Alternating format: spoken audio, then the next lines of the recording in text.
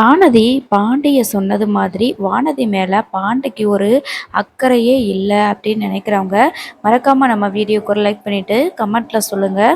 இப்போது வானதிக்கு வந்து பாண்டி கால் பண்ணாங்க. பட் வானதி வந்து பிளாக் பண்ணி வச்சுருந்தாங்க. ஒரு கோவத்தில் அவசரப்பட்டு முடிவெடுத்து இப்போ என்ன ஆயிடுச்சு அப்படின்னு சொல்லி பார்த்தீங்கன்னா, அடுத்த மாதம் அவங்களுக்கு கல்யாணம் அப்படிங்கிறது ஃபிக்ஸ் ஆயிருச்சு.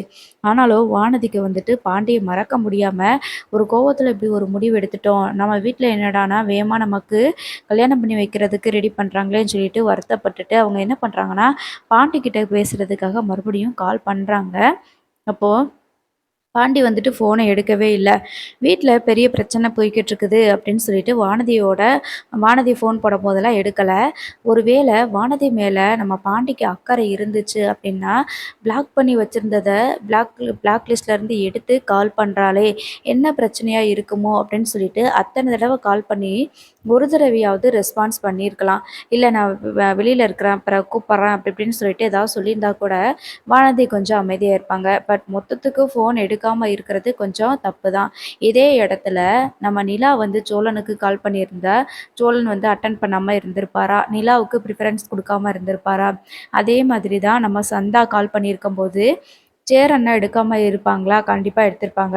அதனால தான் சொல்றேன், ஆரம்பத்தில நான் சொன்னது மாதிரி, வானதி எதிர்பார்க்குற மாதிரி பாண்டி ஒண்ணும் வானதி மேல அவ்வளவா அக்கறையா இருந்த மாதிரி தெரியல. அப்படின்னு தான் நான் நெனைக்கிறேன். நீங்க என்ன நெனைக்கிறீங்க? அப்படிங்கிறத மறக்காம கமெண்ட்ல சொல்லுங்க. சரி, இப்ப வீட்டுக்கு நிலா வந்துடுறாங்க. வந்ததுக்கப்புறம் பார்த்தீங்கன்னா, நம்ம சோழன் வந்துட்டு, "இனிமே நான் வந்து எதுவுமே பேச மாட்டேன். நான் வந்து அமைதியா இருப்பேன். உங்களுக்கு பிடிச்ச மாதிரி நான் நடந்துக்குருவேன்." அப்படின்னு சொல்றாங்க. "என்கிட்ட நீங்க பேசவே வேண்டாம். நீங்க பேசாம இருந்தாலே அதுவே போதும்." அப்படின்னு சொல்லிட்டு நிலா சொல்லிடுறாங்க. ஆரம்பத்தில நிலா வந்து நிலாவ கல்யாணம் பண்ணி அந்த வீட்டுக்கு கூட்டிட்டு வரும்போது, நிலா வந்து மத்த எல்லார்கிட்டயும் நல்லா பேசுவாங்க. ஆனா, சோழன் கிட்ட வந்து பேசவே மாட்டாங்க அவ்வளவா. அதே மாதிரி தான் இப்பயும் நடக்குது. அந்த டைம் தான் நம்ம பாண்டி இருந்துட்டு, "எங்க ஓனர் வந்து ஒரு வீடு கட்டணும் அப்படின்னு சொல்லியிருந்தாங்க. அதுக்கு தான் ஒரு ப்ராஜெக்ட்டு டிசைன் பண்ணி குடுக்கணும். என்கிட்ட வந்து சொல்லியிருந்தாரு. வீடு கட்டுறதா சொல்லியிருந்தாரு. நானும் சரி அப்போ எங்க வீட்ல வந்துட்டு சோழனோட ஒய்ஃப் வந்து இந்த மாதிரி ப்ராஜெக்ட்லாம் பண்ணி குடுப்பாங்க. அவங்க ஒரு ஆர்க்கிடெக்ட் அவங்கள்ட்ட வந்துட்டு டிசைன் பண்ணி கேட்டு வாங்கி கட்டிக்கலாம்." அப்படின்ற மாதிரி சொல்லியிருந்தேன். அப்படி பாண்டி வந்து நிலா கிட்ட சொல்லிட்டு இருக்கிறாங்க. நிலா இருந்துட்டு, "கண்டிப்பா நான் வந்து பார்த்துக்கிறேன்." அப்படின்னு சொல்லி நிலாவும் சொல்லியிருக்கிறாங்க. எப்போ எப்போ பார்க்கலாம்? எப்படி பார்க்கலாம்? அப்படின்ற மாதிரி நிலா வந்து விசாரிக்கிறாங்க. அதாவது பாண்டியோட ஓனர வந்து எப்போ பார்க்கலாம் அப்படின்னு சொல்லிட்டு. ஏற்கனவே சேர் அண்ணன் வந்து ஒரு ப்ராஜெக்ட் குடுத்துருப்பாங்க அவங்க இன்ஜினியர் மூலமா. அத வந்து சக்ஸஸ்ஃபுல்லா பண்ணியிருப்பாங்க நிலா.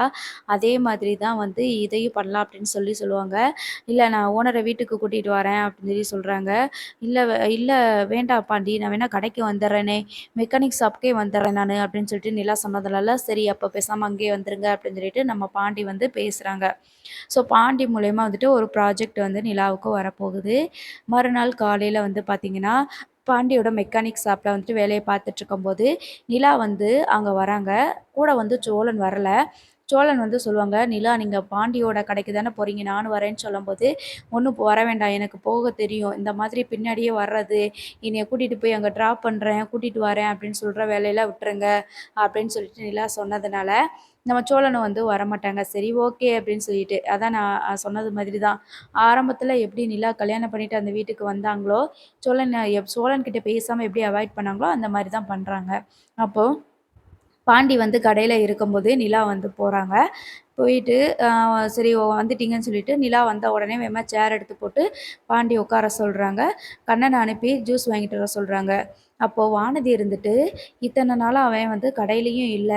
இன்னைக்கு இருக்கானான்னு பார்ப்போம்." அப்படின்னு சொல்லிட்டு வானதி வந்து பார்க்குறாங்க. அப்போ நிலாவும் பாண்டியும் மட்டும் கடையில உட்காந்து பேசிட்டு இருக்கிறாங்க. இத பார்த்துட்டு வானதிக்கு பயங்கரமா கடுப்பாகுது.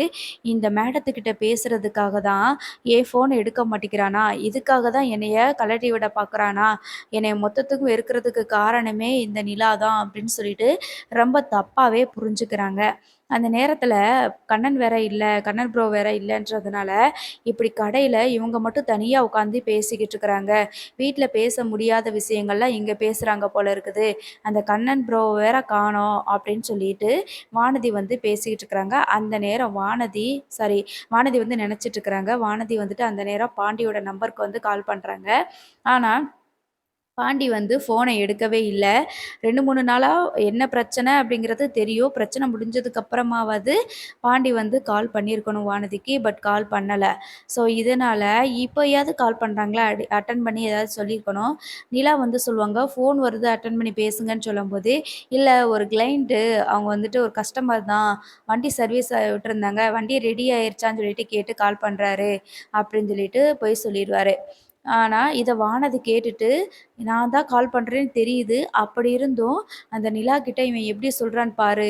இவன போய் நம்ம கல்யாணம் பண்ணணும்னு நெனச்சோமே! அப்படின்னு சொல்லிட்டு, நிலாவையும் பாண்டிய பத்தி ஒரு தப்பான முடிவுக்கு வர்றாங்க இந்த வானதி.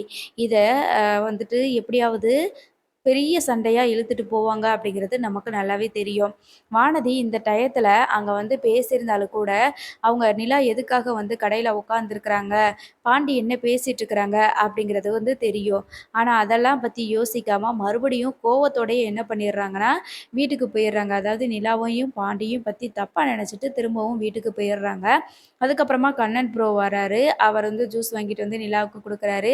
அதே மாதிரி அவங்களோட ஓனரும் அதாவது பாண்டியோட கடை ஓனர் பழைய ஓனர் இருந்தார் இல்லையா? அவரும் வராரு. வந்துட்டு அவங்களும் உட்காந்து பேசிக்கிட்டு இருக்கிறாங்க. நிலா கிட்ட வந்து இந்த மாதிரி வீடு வேணும். இடம் வந்து இவ்வளோ தான் இருக்குது. இதுக்குள்ள நாம அழகான வீடு கட்டணும். ஏதோ இத்தன நாளா நாங்க உழைச்சு சம்பாரிச்சு வச்சிருந்ததுல தான் வந்து வீடு கட்ட வேண்டியதா இருக்குது. அதனால எதையுமே வேஸ்ட் பண்ணாம கட்டணும். எனக்கு அதுதான் முக்கியம் அப்படின்னு சொல்லிட்டு சொல்லுவாரு. அப்போ வீடு கட்டுறது அப்படிங்கிறது சாதாரண விஷயம் கிடையாது. ஒவ்வொருத்தவங்களோட உணர்வு. அதனால கண்டிப்பா நான் உங்களுக்கு எந்த ஒரு வேஸ்ட்டும் ஆகாம நல்லபடியா நான் உங்களுக்கு பிளான் பண்ணி தரேன் அப்படின்னு சொல்லி நம்ம நிலா வந்து அதுக்கான ப்ராஜெக்ட்டுக்கான பிளான் எல்லாம் சொல்லுவாங்க. ஏற்கனவே என்கிட்ட ஒரு சில ப்ராஜெக்ட்டு லேஅவுட்லாம் இருக்குது பார்க்குறீங்களா? அப்படின்னு சொல்லிட்டு நிலா வந்து அவங்களோட ஃபோன்ல சில விஷயங்கள்லாம் காட்டுவாங்க. சின்ன ப்ராஜெக்ட்டா இருக்கு. இதெல்லாம் வந்து யாரும் பண்ணி குடுக்க மாட்டாங்க அப்படின்னு தான் நெனச்சேன். ஆனா பாண்டி சொன்னாப்ல, சோழனோட ஒய்ஃபு அவங்க வந்து ஆர்க்கிடெக்ட்டா தான் இருக்காங்கன்னு சொன்னாங்க. அப்போ கூட நான் கேட்டேன். இந்த மாரி சின்ன சின்ன ப்ராஜெக்ட்லாம் நமக்கு செஞ்சு குடுப்பாங்களான்னு சொல்லி கேட்டேன். நான் கேட்டு பார்க்குறேன்னு சொல்லி சொன்னாப்ல. நீங்க எனக்கு இந்த மாரி டிசைன் பண்ணி குடுக்குறதுக்கு சரின்னு சொன்னதே பெரிய விஷயம் தான். இருக்கிற இடத்துல இவனுக்கு டிசைன்லாம் தேவையா? அப்படின்னு சொல்லிட்டு நான் எந்த ஒரு இன்ஜினியர்ட்ட போய் கேட்டாலும் அவங்க அந்த மாரி சொல்லிர்றாங்க. ஆனா இவ்வளோ சின்ன இடத்துலயும் நீங்க சூப்பரா வீடு கட்டுறதுக்கு நல்லா பிளான் பண்ணி குடுத்துருக்கீங்க. நான் எதிர்பார்க்குற எல்லா விஷயத்தையும் நீங்க செஞ்சு குடுத்துருக்கீங்கன்னு சொல்லிட்டு அந்த பாண்டியோட ஓனர் வந்து சொல்வாரு.